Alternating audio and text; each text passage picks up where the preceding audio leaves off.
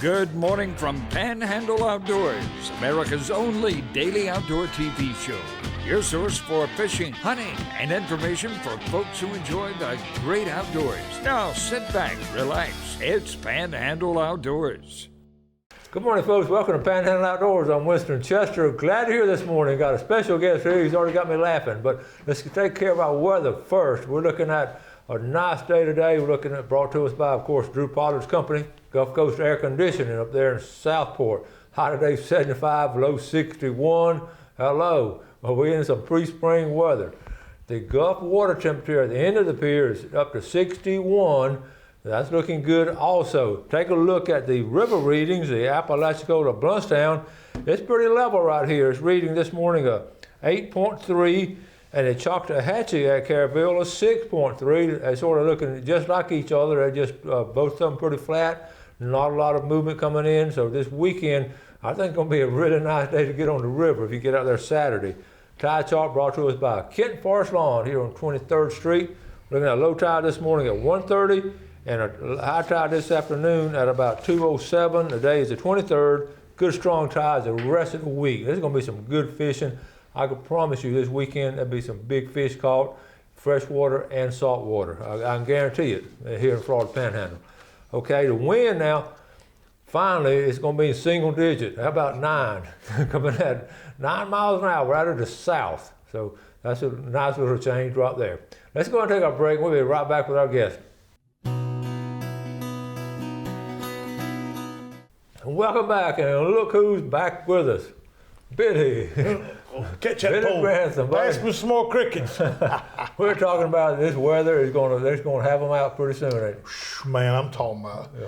And the water temperature, I watch every morning how you talking about that water temperature. It's going to start clicking, ain't it? It is. Tell me it is. It is. And March will be next week, and that's going to be an exciting time when you really see it jumping in March, early March. So, what you been up to? You've been doing a lot of walking in the woods. Every time I call you, what are you doing? I'm walking in the woods. Well, the hunting season's over last Sunday, and then the management closed the weekend before. But they had a window of about a week that they allow everybody to come in there when hunting season's out and get their ladders out of there, because they start burning to get that place burnt back and to get it under control, to keep it from having a bad forest fire. And good management. Yeah. But then I can walk everywhere. I can walk down the roads, or you can drive into a spot because the gate's open, and I can park and get out and walk across these fields and look for sheds. And the big question always is when is the deer shedding? Well, it varies. I've been doing a lot of research on it, and did you bring one? Yeah, I found one the other day. You did? Yeah, So they're started. Well, I never known 3, 4, 5. That would be a 10 point. The moon phase causes it, if it's temperature or what. Different people a lot smarter than I am can tell you, probably in different regions, that make some determination. But you see it on the butt of it right there? Yes. It's a definite shed. I found it in a green field that had been planted and where the deer spent a lot of time in at night, obviously. And me walking out there, and of course it was standing out like that, like a sore thumb in that green field. It was in the field. And the contrast, That's cool. made it kind of easy as eating lettuce, to find it. So, and I've been doing a lot more. Got to take a lot of walking to find something, and I'm doing a bunch of it. Well, that's great exercise too. It's just fun getting out there. Yeah, I'm a bit puzzle gutted, but it helps to keep me a little more fit. And wading through cat claw briars and then wait a minute vines. Oh man, yeah, we talked about that last time. That is so true. Yeah. I actually fell down the other day in the woods. I hadn't done that in a very long time because of the vines. But to answer your question, deer, they're born at different times of the year, so they have different longevity, and I think same way with shedding. But I think I think now's the time to go because it's safe in the woods, and you can get out there. It's not too hot. You have plenty. That's true. Yeah. Take some water. Now this one right here been fighting. You see, he broke the main beam off. and broke it probably 6 inches off of it, I suppose. And I've been back to that same area 3 or 4 times, seeing if he might have come back out there again and dropped it the second one. Well, overall, was it a good hunting season in Appalachia management area? Yeah, it was. 96 deer harvested. Okay. Of that 96, about 30 of them were does during bow season. Okay. The rest of them were bucks, and they were 3 that I recall now. Charlie that works up there, Mike, can help me, but I think there was 3 that were written citations for being undersized bucks. People shooting something and thinking, bringing it back out and say, "Oh, I think I've got." That don't measure up. You get a ticket. That's not bad. Just 3 out of all the 100 y'all had. That's unusual, though. Most people you don't normally get that, do you? Was it too short?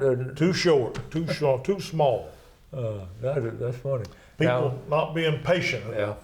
Well, that turkey season coming up. What's the forecast for turkeys? I don't turkey hunt, but them 2 boys, y'all saw that show back in May of this last year, Alex and Matthew. Of course, they got that itch that I can't scratch. Mm-hmm. Matthew was going to have his Holmes County turkey banquet up there in Holmes County in Saturday week. I intend to go up there and participate and enjoy that and take some friends with me.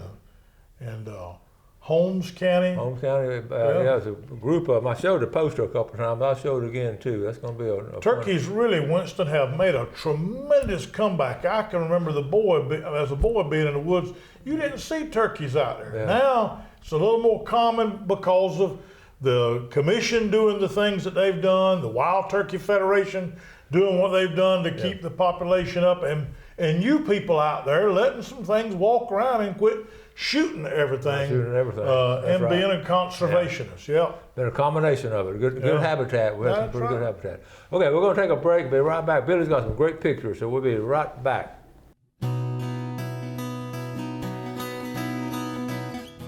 Okay, so here Billy Grantham drove all the way down from Sneeze. What's going on in Jackson County?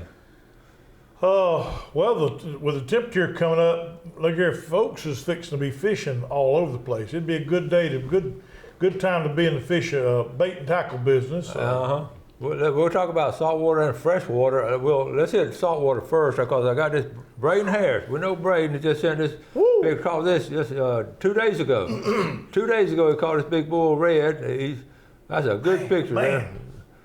I always like a picture like that. A pretty fish and an ugly boy always go together. So I hear from him. Okay, but so you see the water temperature. They're out there, and the folks, the redfish bite has been strong. Yeah, his dad, Michael, texted me and sent me that picture, and I was like, I'm gearing up for like 2 or 3 weeks from now to really be out there on the water. And he says, no, now. And I'm like, no, don't tell me that. If you can get out there, hunting season's over, so freshwater and saltwater. Now, what about Lake Seminole? I know the bass is going to be in pre-spawn. I know that's going to be a good sign. Well, you know what the good news is? The county commission and other surrounding counties over in Georgia and what have you are starting to put pressure on the Corps and our politicians to do some cleanup on Lake Seminole. Okay. The grass is taking over and really getting bad in there and choking out some places.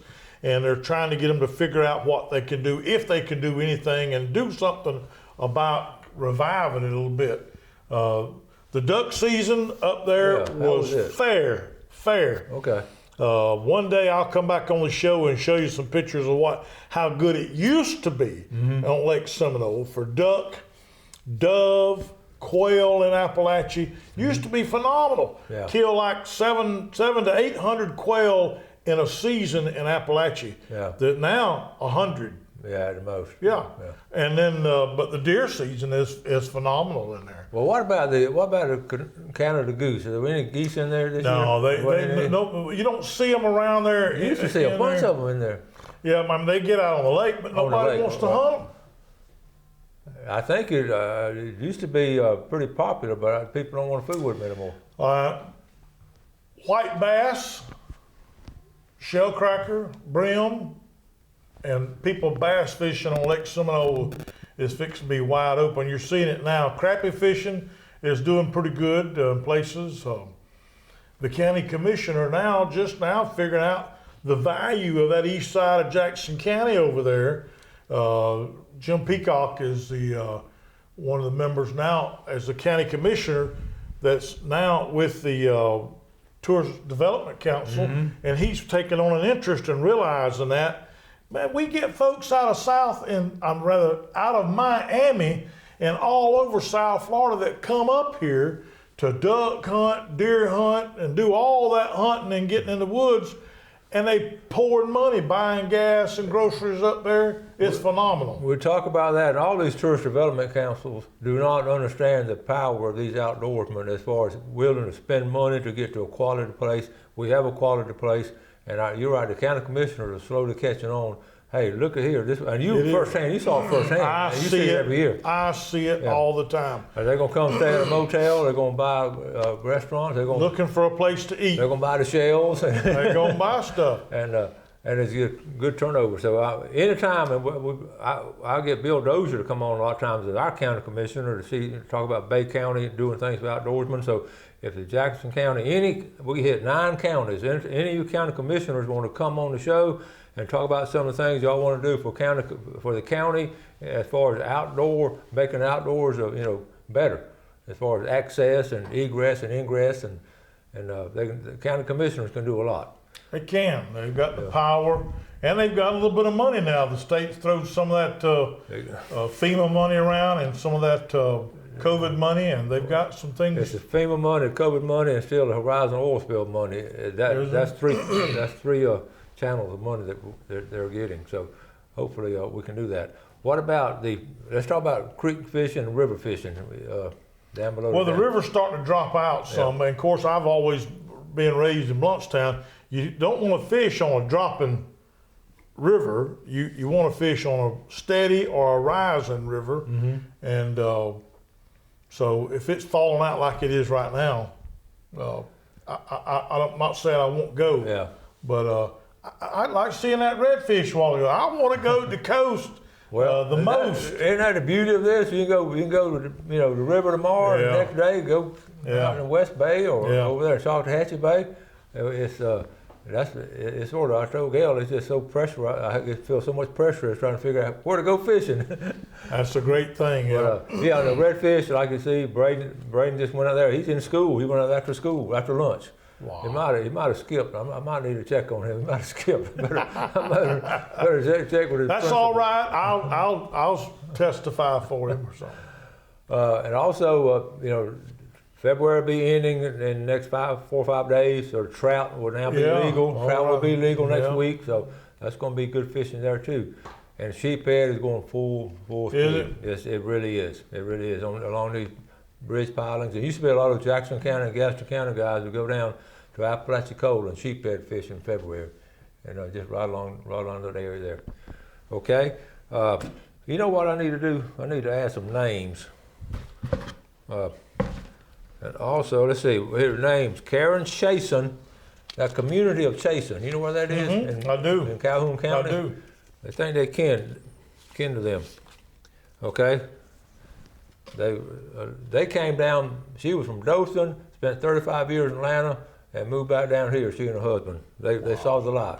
Leanne Summers, Panama City. James Keel from Alpha. You know where Alpha is? I do. That's pronounced Althea. Althea. Marty Holmes, Panama City. Dave Farley, Santa Rosa Beach. All right, and we'll have drawings coming up this Friday. We're going to be giving some mystery tackle boxes away too. Some other I like them things. Those things are cool. They really are. We'll try to do that soon. So make sure you get your name in here as soon as you can. We're going to take a final break, and Billy's got some good pictures. We'll show you when we come right back.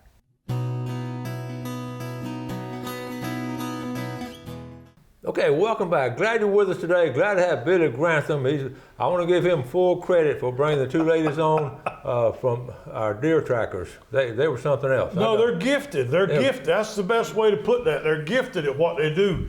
When they shoot them in there in the management and we're around in the neighborhood, it's, hey, call Crystal and Lindsay and, man, get them over here. And of course, they're like, calm down, boys. I'll be there in about 5 hours. What are you talking about? I'll get my buck now, you know. They're the real deal. We want to get them They back are. down here, too. So They are. Okay, let's look at our fishing game times today, brought to us by Blue Water Outriggers in Port St. Joe. Our time, 4:15 to 6:15 this morning, this afternoon, 4:43 to 6:43. And next year in the management area, I want you to do a little study about when they shoot the deer, about what time of day they do it, and see if it matches up, how close it matches up. I'll give you an assignment for next season. I don't intend to work there. That alarm clock going off at 3:30 in the morning is old, man, I'm telling you. Okay, what kind of pictures do you have here? This fella right here is George Lipford. George, boy, he gets a kick out of hunting, looking around in there, and it was late in the season. And He got both of those? he listen to me, boy, let me tell you what, he come in there and saw Charlie, didn't know where he wanted to go. He went off into a spot. I won't even tell you where it was at, but you see the pond back there. Mm-hmm. He was sitting there and got to hearing a racket, thought a limb had fell out of the trees or something, didn't know what it was. Heard the racket, got down, went to walk around looking, and these two bucks were fighting each other. They were fighting in that pond right there you're looking at, and they were so distracted, they didn't pay him no mind at all. He slipped up there and put buckshot in both of them and harvested both those bucks. That's interesting. Yep, boy, that's a big story. He was tickled to death. I bet. Alex Drillbit Baxley, that was up there near Mariana.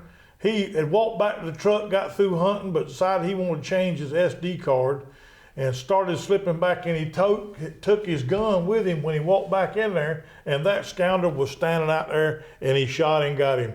Old blind hog of found an acre. Hunted the whole time, but then walking back to Walk back in hear there. those stories. That's a Look nice at him. Look at him. That right there is That's a good Matt one. Jones. Coaches baseball for the Little League right there. Got a son that's a phenomenal ball player. Matt looks pretty intense. He ain't quite that intense. He's pretty laid back. Fantastic guy. Works for Golden Flake. Boy, he delivers for them. Good. And he's a fantastic fella. Got that monster buck. that really Look at the is. brow tines on That it. is huge. It was huge, and he was tickled. He's a good conservationist, does a great job. Woods is his name, I think out of Weewall or Calhoun County. Got that buck come out the other day and was tickled with him. That's about what you'd see on a little bit, about average in there. It's a management area. All right. That was an early morning while I was at work right Frosty. there in Winston. Frosty morning. Yes, sir. Yeah. You look at that. Look here, if you're needing a job next year, you can work in the management area. You can sit right there in the office with the heater or on the porch. And that's the kind of morning you can look at around there from time to time. Milton Schuist. Milton is from Louisiana, but lives in Sneeds. And it was his birthday the other day. Him and Cool Ray Weeks was out on Lake Seminole, and he caught them some guns right there. Look at that. And he done a great job.